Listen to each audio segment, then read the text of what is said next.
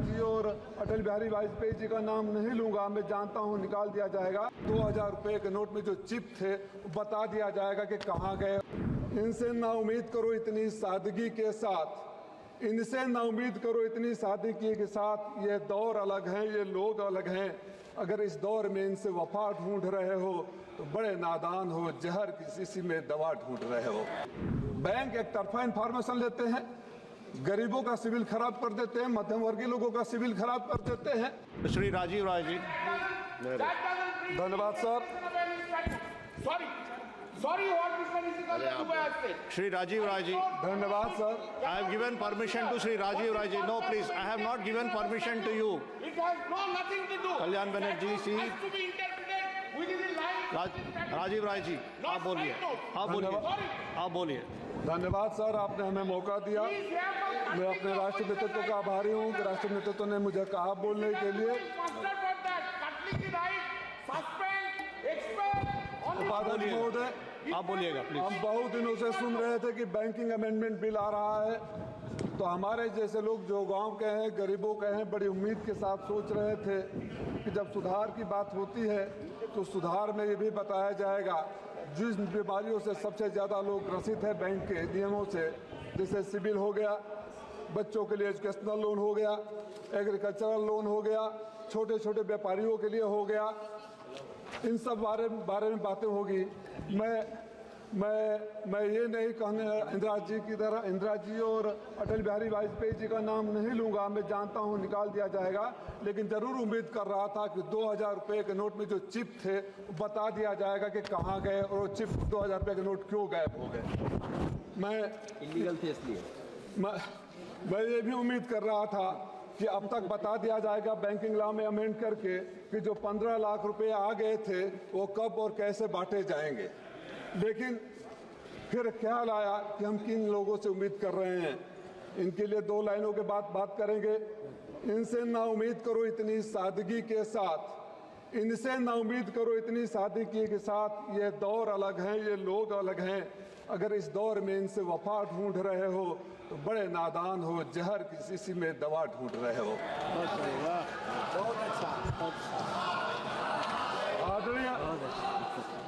आदरणीय उपसभापति महोदय, हमारे मित्र डॉक्टर संबित पात्रा गोलगप्पे खाए, पेटीएम से पैसे पे कर दिए। 2%, 1-1.5% के हिसाब से कितना पैसा कहां चला गया। अगर पेटीएम कमीशन नहीं लेता तो मेरा पैसा सीधे गरीब को जाता, 10 रुपये का उसको 10 रुपये मिलते और बीच में दलालों को दे दिया गया। और पहली बार हुआ कि पेटीएम का प्रचार माननीय प्रधानमंत्री जी ने किया। ये परंपरा भी पहली बार शुरू हुई। उपसभापति महोदय, पिछले 3 सालों में बड़ी अच्छी टर्मिनोलॉजी लाते हैं लोग। मैंने कोशिश कर दिया था पिछले 3 सालों में उद्योगपतियों के 5,64,365 करोड़ रुपया राइट ऑफ कर दिए गए। अलीगढ़ के हैं। अगर ये कहा जाएगा अलीगढ़ के हैं कि माफ कर दिए तो आप कहेंगे नहीं राइट ऑफ कर दिए।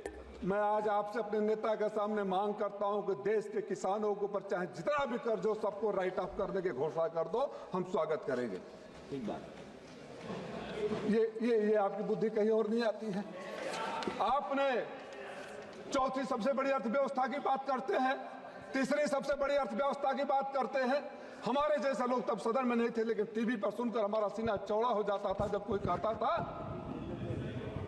कि देश में रुपए के केवल कीमत ही नहीं गिरती है, देश का स्वाभिमान भी गिरता है।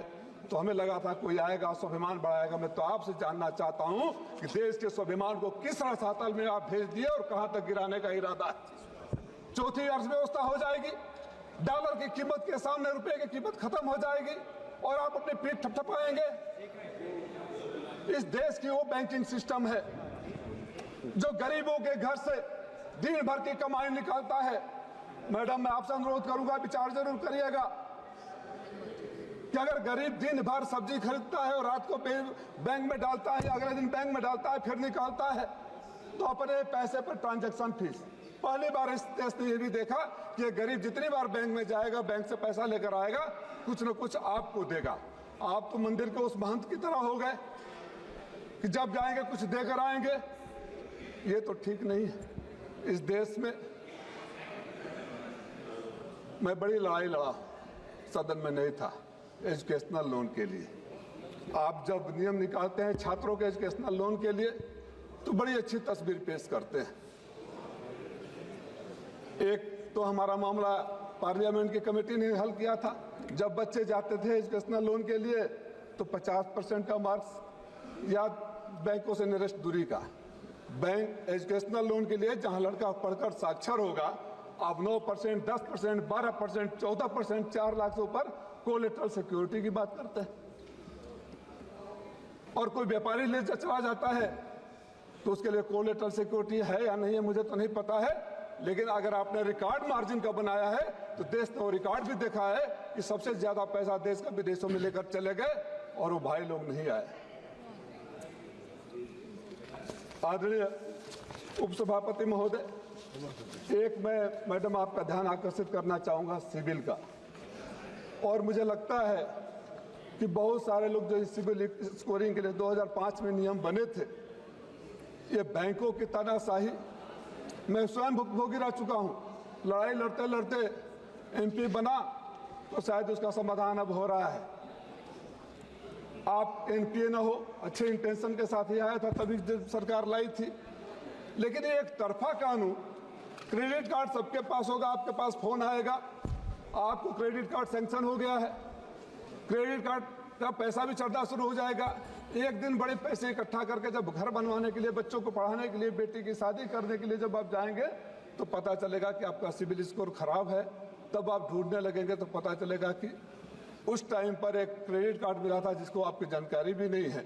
बैंक एक तरफा इंफॉर्मेशन लेते हैं, गरीबों का सिविल खराब कर देते हैं, मध्यम वर्गीय लोगों का सिविल खराब कर देते हैं, और जब उसको अपनी जरूरत पड़ती है, कोई तो सिस्टम ऐसा होना चाहिए ना कि जब दोनों तरफ की बातें सुने, बैंक के पास अगर इंफॉर्मेशन जाता है कि ये आपने पेमेंट नहीं किया या यहाँ डिफॉल्टर है, तो बैंक एक बार पूछता है, चाहे सिविल से एक मेल आता, you have received this information from the bank, kindly clarify if you are a defaulter और यू पेड दैट अमाउंट, उसके बाद करना चाहिए। सिविल को सुधारने की जरूरत है। मैं तो समय पता नहीं कितना है, 2005 में एक बैंक से लोन लिया था घर बनाने के लिए, 15 साल तक लगातार बिना एक सिंगल डिफॉल्ट के पे कर दिया। जब 15 साल के बाद में बैंक में जाता हूं कि मेरा एनओसी दे दो, तो कहा जाता है कि बीच में बैंक का रेट बढ़ गया था, इसलिए आपके ऊपर 19 लाख रुपया और है। उसी अकाउंट में मेरे पैसे, वहीं मेरे सारे अकाउंट स्कूल कॉलेज हो गए, न कोई एक कम्युनिकेशन मेरे पास आया, न कोई मेल आया। ऑटो डेबिट कर सकते थे, हमको रिमाइंड करा सकते थे, और मैं आपको भी मंत्री जी लिखा, और दुख के साथ कहूंगा कि आपने उस पत्र का जवाब भी नहीं दिया, समाधान तो दूर की बात है। शेम। मैंने आपको लिखा था, और कहेंगे तो लेटर का डेट भी मैं आपके सामने समक्ष रख दूंगा। मैं 3-4 बातों की तरफ और ध्यान देना चाहूंगा संशोधन करने रिकमेंडेशन के लिए। एजुकेशनल लोन, आज के जो बच्चों की पढ़ाई पर खर्च आ रहा है उसके ध्यान में रखते हुए 20 लाख रुपए तक का लोन ब्याज मुक्त करने की घोषणा सरकार को करनी चाहिए, अगर सरकार सही में उस दिशा में है। डिजिटल करेंसी की बातें होती है, अब तो घर में बैठे बैठे बैंक में पैसा रखने में भी डर लगता है। एक फोन आएगा, फोन की बातें कर रहे थे जब हम और आप सब पैदा नहीं हुए थे, जो व्यक्ति यहाँ नहीं है, और डिजिटल अरेस्ट, पैसा चला जाता है। ये आप ही के टेक्नोलॉजी की देन है ना। नंबर 1 फ्रॉड यूपी में हो रहा है। सबसे ज्यादा फ्रॉड हमारे यूपी में है। लाखों में नॉमिनी का नाम बढ़ा दिया। क्या बताने का कष्ट करेंगे इस सदन को कि अगर मेरे लाकर में करोड़ों रुपया है और चोरी हो गए या गायब हो गए तो बैंक की लायबिलिटी कितने की बनती है। जहां तक मेरी जानकारी है, बैंक की कोई लायबिलिटी नहीं है। 1 लाख रुपया तक यूपी में 37 लाख से एक साथ चोरी हो गए थे। कानपुर में लॉकर चोरी, गाजियाबाद में लॉकर चोरी हुई। कानपुर में हुए, गाजियाबाद में हुए, आंध्रा में हुए, कुर्ग में हुए। कितना आप निकालेंगे तो आपके पास लिस्ट आ जाएगा। लाकर में आदमी मेहनत का पैसा ले जाकर रखता है, आप फीस लेते हैं, लेकिन पैसा गायब हो गया। तो कोई जिम्मेदारी नहीं। साइबर फ्रॉड के ऊपर आप कानून बनाते हैं, व्याख्यान देते हैं, लेक्चर देते हैं, मैसेजिंग होती है, लेकिन हर रोज लोगों का पैसा लूटा जाता है। मैं गरीब व्यापारियों के लिए जो कर्ज दिए जाते हैं उनको मैं 20 लाख रुपया, शिक्षा लोन पर मैं 20 लाख रुपया, और किसानों का फिर मैं मांग करूंगा। अगर बैंकिंग रिफॉर्म करना है तो जो आपके मित्र चले गए हैं बाहर, जो इस देश के तथाकथित उद्योगपति चले गए हैं, जिन बातों को कहकर आप सरकार में आए थे, अपने उन पुराने वीडियो को देख लीजिए, अपने पुराने भाषणों को देख लीजिए, उस पर अमल लाइए। और देश के किसान जो भी बॉर्डर पर तरस रहे हैं, भीतर आने के लिए आत्महत्या कर रहे हैं, बच्चे आत्महत्या कर रहे हैं, बेरोजगारी बढ़ रही है, उस पर ध्यान दीजिए, तब बैंकिंग रिफॉर्म होगा। गरीबों का पैसा अपने बैंक में डाल देने से रिफॉर्म नहीं होता है। उस रिफॉर्म का कोई मतलब नहीं है कि आप चौथी अर्थव्यवस्था बन जाइए और एशिया की सबसे कमजोर करेंसी का नाम भारतीय रुपया हो जाए। इन सब तो जा रहे हैं, नहीं कोई बात नहीं, को बोलना है।